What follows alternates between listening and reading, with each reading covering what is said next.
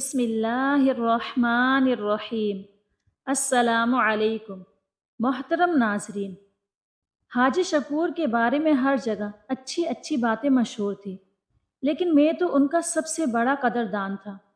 پر میں یہ نہیں جانتا تھا کہ اللہ تعالیٰ ان کے خاتمے کو اس قدر مشکل اور پر اسرار بنا دیں گے کہ سبھی لوگ حیران رہ جائیں گے۔ دراصل آج صبح اٹھتے ہی مجھے ایک دل دہلا دینے والی خبر ملی تھی، اور وہ خبر حاجی شکور کے بارے میں ہی تھی۔ ادھر ہم اس بات کا انتظار کر رہے تھے کہ کب حاجی شکور ہمیں مٹھائی کھلائیں گے، کیونکہ وہ اعتکاف کر رہے تھے، اور ہر بار جب وہ رمضان میں اعتکاف کرتے تو چاند رات کو پورے محلے میں مٹھائی بانٹی جاتی۔ وہ اپنے اعتکاف اور ختم القرآن کی ایسے ہی خوشی مناتے تھے، اور مجھے بھی اسی بات کا انتظار تھا۔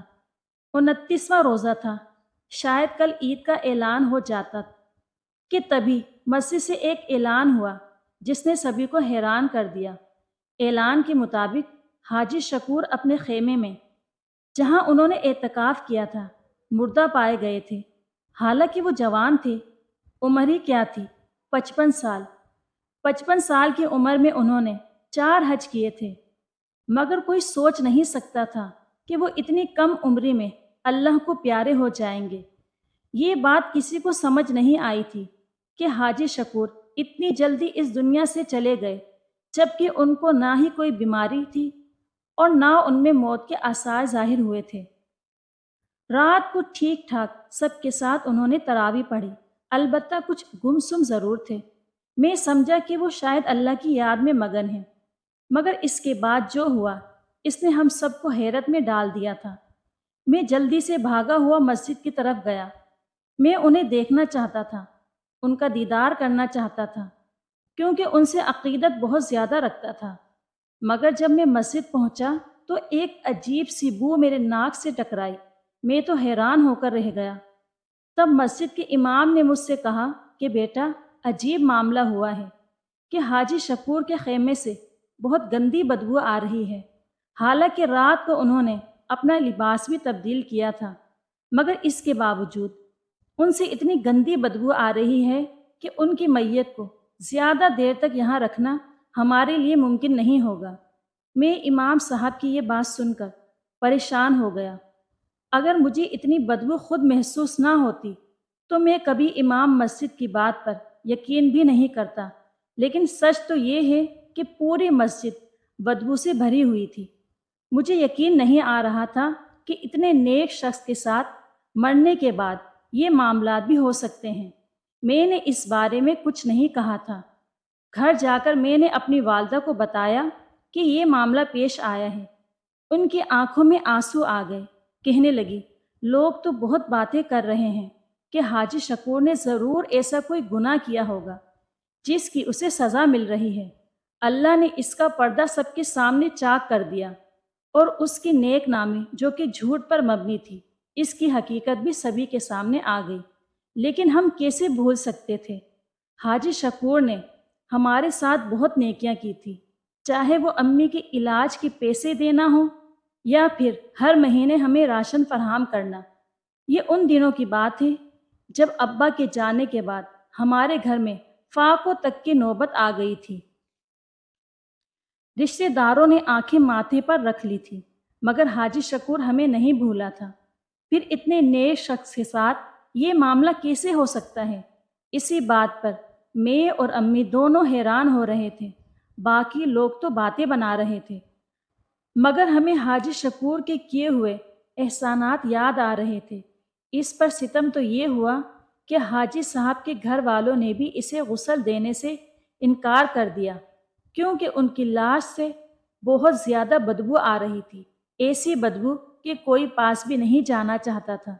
میں نے امی سے کہا کہ حاجی صاحب نے اپنی زندگی میں ہم پر بہت احسانات کیے ہیں، اگر کسی نے یہ فریضہ نہیں سر انجام دینا تو میں اسے اپنی سعادت سمجھوں گا۔ اللہ نے ان کے ساتھ جو بھی معاملہ کیا، مگر ہمیں احسان فراموش نہیں ہونا چاہیے۔ امی نے مجھے کفن دفن کے پیسے بھی دے دیے۔ مسجد پہنچا تو پتہ چلا کہ حاجی صاحب کے کفن کا انتظام تو ہو چکا ہے، لیکن غسل دینے کے لیے کوئی آگے نہیں بڑھ رہا، سب لوگ کراہت کے مارے پیچھے ہٹ گئے ہیں۔ میں نے امام صاحب سے کہا کہ میں حاجی صاحب کو غسل دینا چاہتا ہوں۔ کہنے لگے میں بھی یہی چاہتا تھا کہ کوئی انہیں غسل دے دے تاکہ مسجد سے یہ بدبو ختم ہو۔ امام صاحب کے چہرے پر بھی حاجی شکور کے لیے ایک عجیب سی ناگواری تھی۔ مجھے حاجی شکور پر ترس آ رہا تھا، مگر جب میں انہیں غسل دینے لگا تو میرے جذبات مکمل طور پر بدل گئے تھے۔ میرا ذہن بھی شک سے بھر چکا تھا، مگر میں ایسا نہیں تھا کہ ان کی برائی کرتا۔ مگر اتنے میں ان کے گھر سے 2 عورتیں بھی آ گئی تھیں۔ انہیں بھی پتہ چل چکا تھا کہ حاجی شکور کے ساتھ کیا معاملہ پیش آیا۔ کہنے لگی کہ ان کا کرتا وغیرہ ہمیں دے دیں، ہم گھر لے کر جانا چاہتے ہیں۔ جیسے ہی میں نے حاجی شکور کا کرتا اٹھایا، میرے قدموں تلے سے جان نکل گئی تھی۔ سارا معاملہ میری سمجھ میں آ گیا تھا، مگر میں قبل از وقت بولنے والوں میں سے نہیں تھا۔ پھر ایک شخص مر گیا تو اس کے بارے میں کیا بات کرنی؟ میں نے تو دل میں سوچ لیا تھا کہ میں اپنے منہ پر خاموشی کا تالا لگا لوں گا، مگر قدرت اپنا انتقام نہیں چھوڑتی۔ حاجی شکور کو غسل دینے کے بعد جب تختے پر ڈالا گیا تو ان کا وجود بھاری ہو گیا۔ جب ان کا وجود بھاری ہو گیا تو میرے لیے انہیں اٹھانا بے حد مشکل تھا۔ میں تو کوئی ہٹا کٹا نوجوان بھی نہیں تھا، دبلا پتلا تھا، عمر بھی 18 سال تھی۔ میں نے لاکھ کوشش کی، مگر ان کی لاش نے 1 انچ بھی حرکت نہیں کی۔ اب تو میرا ذہن اور زیادہ بدلنے لگا تھا۔ میں نے یہ بات جا کر امام مسجد کو بتائی تو وہ بھی حیران ہوئے۔ کہنے لگے مجھے اندازہ تھا کہ اس شخص کے معاملات خراب ہیں، مگر یہ نہیں پتا تھا کہ اللہ اسے اتنا ذلیل کرے گا۔ امام کے یہ الفاظ سن کر میں حیران رہ گیا تھا کہ وہ کیسے کسی کے بارے میں ایسی باتیں کر سکتے تھے، جبکہ وہ خود بھی عمر میں 70-80 سال کے تھے۔ یہ بات ہر جگہ پھیل گئی تھی کہ حاجی شکور کی لاش وزنی ہو چکی ہے، اسے کوئی اٹھا نہیں پا رہا۔ امام صاحب نے کہا کہ تم کمزور ہو، شاید اسی لیے تم سے لاش نہیں اٹھ رہی۔ میں ایسا کرتا ہوں کہ کچھ پہلوانوں کو بلاتا ہوں جو روز کسرت کرتے ہیں اور بھاری بھرکم وجود کے مالک ہوتے ہیں، وہ ضرور اس کا حل نکال لیں گے۔ آخر کتنی وزنی ہوگی، کوئی تو اٹھا ہی لے گا۔ مگر مجھے اماں کی بات بار بار یاد آ رہی تھی کہ بیٹا، اللہ کے معاملات میں کوئی انسان دخل اندازی نہیں کر سکتا۔ اگر حاجی صاحب کی لاش نے یوں ہی رہنا ہے تو وہ ایسے ہی رہے گی، کوئی انسان کچھ نہیں کر سکتا۔ اور یہ وزن ان کے جسم کا نہیں، کوئی اور بوجھ ہے جو ان کے وجود پر ہے۔ بہرحال کثرت والے نوجوانوں کو بھی بلایا گیا۔ وہ 10 ہٹے کٹے پہلوان تھے جو کہ 100 کلو تک وزن اٹھا سکتے تھے، مگر حیرت تو اس وقت ہوئی جب وہ 10 ہٹے کٹے نوجوان بھی مل کر حاجی صاحب کی لاش کو حرکت نہیں دے سکے۔ اب تو سب پر سکتہ طاری ہو گیا۔ حاجی صاحب کہنے لگے کہ ہمیں اللہ سے دعا کرنی ہوگی کہ ان کی لاش پر رحم کا معاملہ کیا جائے تاکہ ہم انہیں نماز جنازہ کے لیے لے جا سکیں۔ بہرحال امام صاحب نے سب سے دعا کروائی، 2 رکعت نماز نفل کے پڑھے گئے۔ سب لوگوں نے مل کر اجتماعی دعا کی کہ اس شخص کی لاش کو یہاں سے اٹھانے میں آسانی ہو، اور حیرت کی بات کہ یہ دعا قبول بھی ہو گئی تھی۔ اب تو سب لوگوں کو یقین ہو چکا تھا کہ حاجی شکور نے ضرور کوئی گناہ کیا تھا جس کی سزا انہیں مل رہی ہے۔ جنازہ اب کی بار جب اٹھایا گیا تو 2 لوگوں نے مل کر ہی اسے تھام لیا، زیادہ مشکل بھی نہیں ہوئی۔ امام صاحب کو لوگ رشک بھری نظروں سے دیکھنے لگے، جن کی دعا سے یہ جنازہ اٹھ گیا تھا۔ میت کو جنازہ گاہ میں رکھا گیا، سب لوگوں نے مل کر نماز جنازہ ادا کی۔ میری نظریں نہ جانے کیوں میت پر ہی اٹکی ہوئی تھی، کیونکہ مجھے بار بار کرتے والا منظر یاد آ رہا تھا۔ میں چاہ کر بھی اس بات کو اپنے ذہن سے نہیں نکال پا رہا تھا۔ میرا دل تو چاہ رہا تھا کہ میں چیخ چیخ کر سب کو حاجی شکور کی حقیقت بتا دوں، مگر مجھ پر کون یقین کرتا تھا، کیونکہ میں غریب تھا، میری جیب خالی تھی، نہ ہی میں کوئی سماجی کارکن تھا کہ لوگ اپنے مطلب کے لیے میری بات سنتے۔ اس لیے میں ایک بار پھر سے خاموش ہو گیا۔ ویسے بھی جنازہ دفنانے میں ابھی 1 گھنٹہ ہی باقی تھا، مگر وہ 1 گھنٹہ اس قدر بھاری ہو گیا کہ اس کا اندازہ نہیں لگایا جا سکتا۔ اب جنازہ گاہ سے نکل کر قبرستان کی طرف جانا تھا۔ جب حاجی شکور کی میت کو اٹھایا گیا تو وہ پھر سے بھاری ہو گئی۔ اب تو کسی میں ہمت نہیں تھی کہ دوبارہ سے زور لگا سکے۔ سب لوگ دل میں دعا کرنے لگے کہ کہیں وہی معاملہ نہ ہو گیا ہو جو پہلے ہوا تھا، کیونکہ پہلے بھی کافی دیر کے بعد دعاؤں اور وظائف کے بعد میت کو اٹھایا گیا تھا، مگر اب تو نماز جنازہ بھی ہو چکی تھی۔ اب کیا کیا جا سکتا تھا؟ امام صاحب سر پکڑ کر بیٹھ گئے، باقی لوگ بھی طرح طرح کی باتیں کرنے لگے۔ ایک دو کے منہ سے تو میں نے یہ بھی سنا کہ کیوں نہ حاجی شکور کے جنازے پر تیل چھڑک کر انہیں جلا دیا جائے تاکہ یہ قصہ ہی ختم ہو۔ مجھے حاجی صاحب پر ترس آنے لگا تھا، لیکن یہ لوگ تو کچھ بھی کر گزرنے کو تیار تھے۔ 2 3 نوجوان جا کر پیٹرول بھی لے آئے۔ امام صاحب سے کہا کہ خس کم جہاں پاک، اگر اس آدمی کی لاش نہیں اٹھتی تو اسے جلانا ہی پڑے گا، کیونکہ زیادہ دیر تک ہم ایک مردے کو قبر سے باہر نہیں رکھ سکتے۔ حیرت کی بات تو یہ تھی کہ امام صاحب کے گھر سے نہ ہی ان کی بیوی آئی اور نہ بیٹیاں۔ ممکن ہے کہ وہ ان کے جانے سے غمگین ہوں، مگر یہ ممکن نہیں کہ وہ اس معاملے سے بھی بے خبر ہوں۔ لوگوں کی بے حسی دیکھ کر مجھے یقین نہیں آ رہا تھا کہ کوئی اتنا بھی ظالم ہو سکتا ہے۔ امام صاحب نے مجمع میں اعلان کر دیا کہ اگر کل تک یہاں سے لاش نہیں اٹھی تو پھر ہم مجبوراً اسے پیٹرول چھڑک کر آگ لگا کر جلا دیں گے۔ پیٹرول کی بڑی بڑی بوتلیں لائی گئی تھیں جو کہ ان لوگوں نے ایک طرف رکھ دی تھی۔ کسی نے تو کہا کہ کیا پتہ حاجی شکور اندر سے ہندو تھا جو اس کی موت بھی ہندوؤں جیسی ہوگی۔ جنازہ گاہ سے نکلتے ہوئے میرا دل غم سے پھٹ رہا تھا۔ میں نے جا کر اپنی والدہ کو یہ ساری بات بتا دی۔ کہنے لگی، بیٹا تم لوگ کسی ڈاکٹر کو بلا کر لے آؤ، اس سے پتہ کرواؤ کہ حاجی صاحب کی لاش میں ایسا کیا ہے جو اسے اٹھایا نہیں جا سکتا۔ یہ بات تو ڈاکٹر ہی صحیح طریقے سے بتا سکتا ہے۔ ہاں اگر پھر تم لوگوں کو یقین ہو جائے کہ اس کے پیچھے کوئی طبی وجہ نہیں تو پھر بھی میں کہوں گی کہ انتظار کرو۔ ہو سکتا ہے کہ انہوں نے کسی کا قرض دینا ہو، کوئی معاملہ باقی ہو، وہ کسی خواب میں آ کر بتا دیں، بیان کر دیں۔ اس طرح اتنی جلدی فیصلہ نہیں کرنا چاہیے۔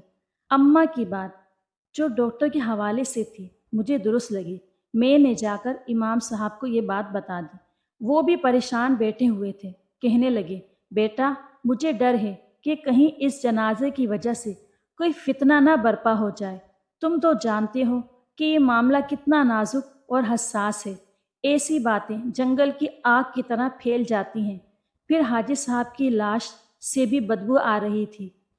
اب لوگ کہیں غصے میں آ کر لاش کی بے حرمتی نہ کرنا شروع کر دیں۔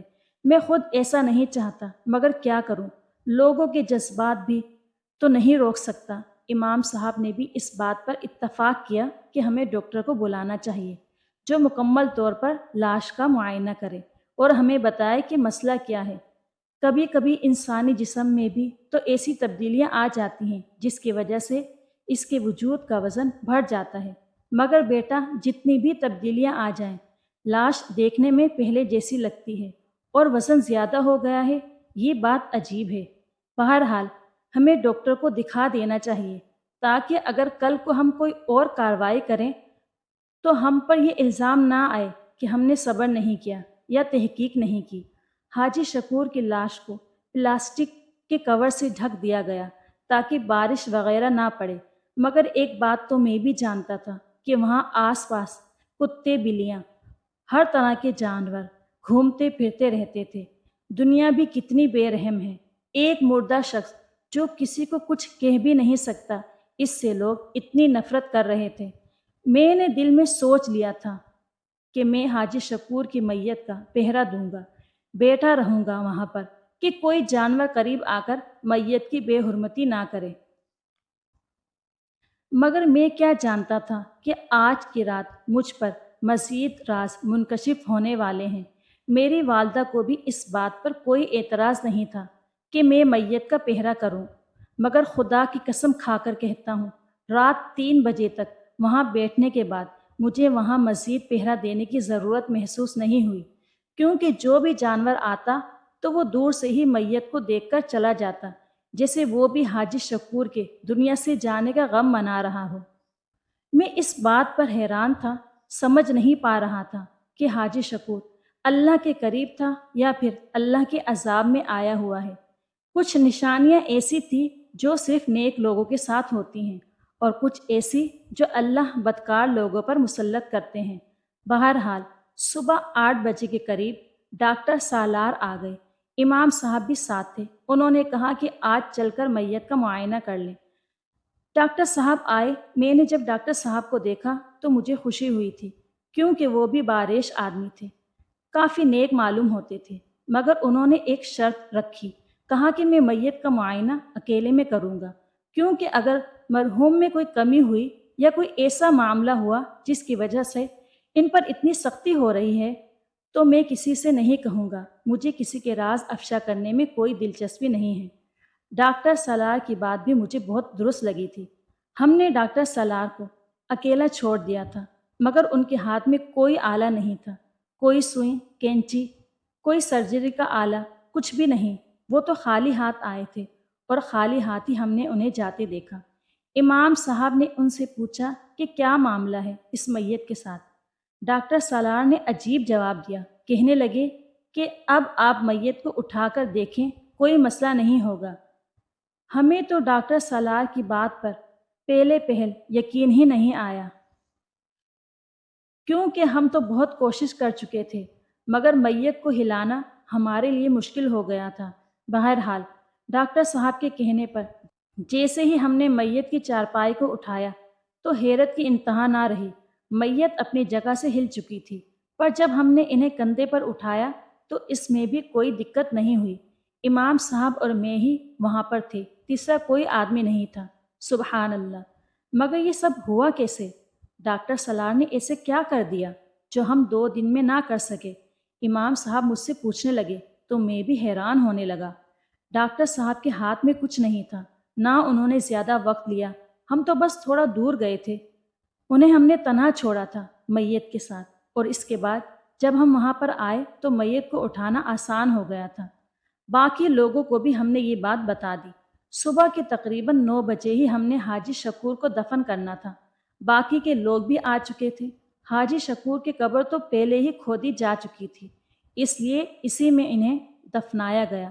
قبر میں دفناتے وقت کوئی ایسا غیر معمولی واقعہ نہیں ہوا جس سے لوگوں کو مزید باتیں کرنے کا موقع ملتا۔ بس ایک عام جنازے کی طرح سب کچھ ہو گیا۔ حاجی صاحب کو بھی قبر میں دفنا دیا گیا، مگر یہ بات یہیں پر ختم ہونے والی نہیں تھی۔ اس بات نے تو آگے جانا تھا۔ حاجی شکور کو جو لوگ دفنانے آئے تھے، ان میں سے چند ایک نوجوان عجیب عجیب باتیں کر رہے تھے۔ ایک کہنے لگا کہ کیا پتہ اس حاجی کی قبر ہی پھٹ پڑے اور یہ قبر سے باہر آ جائے، کیا پتہ اس کی قبر میں آگ لگ جائے۔ جس آدمی کی لاش اتنی بھاری تھی تو سوچو اس کی قبر کتنی بھاری ہو جائے گی، کتنا مشکل ہوگا اس پر یہ سفر۔ مگر میرے ذہن میں ایک بات اٹکی ہوئی تھی کہ ڈاکٹر سالار نے ایسا کون سا جادو کر دیا جس کی وجہ سے اتنا بڑا طوفان آیا اور گزر گیا، کسی کو پتہ بھی نہ چلا۔ یہ معاملہ پورے 1 ہفتے بعد جا کر کھلا، جب میں نے حاجی شکور کے گھر کے باہر پولیس دیکھی۔ میں بھی بھاگا بھاگا وہاں پہنچا تو پولیس کے ساتھ کچھ لیڈی کانسٹیبل بھی تھی۔ انہوں نے امام صاحب کے گھر سے کچھ عورتوں کو نکالا اور پولیس کی وین میں بٹھا دیا۔ پورے محلے کے لیے یہ بات بڑی حیران کن تھی۔ کسی کی سمجھ میں نہیں آ رہا تھا کہ کیا ہوا اور کیا نہیں۔ حاجی شکور کی بیوی کو پولیس پکڑ کر لے گئی۔ یہ خبر پورے علاقے میں پھیل گئی، مگر ان کی بیوی تو بہت نیک تھی۔ ہم نے پوچھا تو پتہ چلا کہ حاجی شکور نے کچھ دن پہلے ہی ایک اور شادی کی تھی، اور یہ شادی نہیں بلکہ ایک نکاح تھا۔ انہوں نے ایک ایسی عورت سے نکاح کیا جو گناہ کا کام کرتی تھی۔ وہ اسے گناہ سے بچانا چاہتے تھے، اسی لیے نکاح کر کے اسے گھر لے آئے۔ اگرچہ اس کا کردار صاف نہیں تھا، وہ خود بھی داغدار تھی، مگر حاجی صاحب نے اسے پناہ بھی دینا تھی اور گناہوں سے بھی بچانا تھا، اس لیے وہ اسے بیاہ کر اپنے گھر لے آئے تھے۔ یہ بات بھی محلے میں آج ہی کھلی تھی کہ حاجی صاحب نے کسی اور عورت سے بھی شادی کی تھی، اور اسی عورت کو پولیس بھی پکڑ کر لے گئی تھی۔ حاجی صاحب کی اپنی اصل بیوی گھر پر ہی تھی۔ یہ بات میں نے اماں کو بتائی تو کہنے لگی مجھے حاجی صاحب کے گھر لے چلو، ان کے گھر کے حالات پتہ کرنے ہیں۔ ویسے تو حاجی صاحب کو اللہ کا دیا سب کچھ تھا، مگر پھر بھی وہ انسان اللہ کی راہ میں سب کچھ لٹا دیتا تھا۔ ہمیں پتہ ہونا چاہیے کہ انہیں کسی چیز کی ضرورت تو نہیں۔ امی جب ان کے گھر سے آئی تو واپس آ کر مجھے سچ بتایا۔ اس سچ نے مجھے بہت دکھی کر دیا۔ یوں لگا کہ عورت ذات تو بھروسے کے قابل ہی نہیں۔ عورت پر ترس کھاؤ تو بھی برا، ظلم کرو تو بھی برا۔ یہ سب کیا دھرا حاجی شکور کی بیوی کا ہی تھا، جس نے انہیں زہر دے کر مارا تھا، صرف چند پیسوں کی خاطر، وہ بھی وہ پیسے جو اسے انشورنس کمپنی کی طرف سے ملنا تھے۔ انشورنس سے ملنے والے پیسوں کی خاطر اس نے حاجی صاحب کی زندگی داؤ پر لگا دی۔ اماں نے مجھے بڑی اعلیٰ بات سمجھائی، کہنے لگی بیٹا، حاجی صاحب کو اللہ کی طرف سے سزا اس لیے ملی کہ ایک عورت کے کہنے پر وہ زندگی بھر کے اصول بھول گئے اور سود کی کمائی کھانے کے لیے تیار ہو گئے، لیکن اللہ نے ان کی سزا اس دنیا میں ہی پوری کر دی۔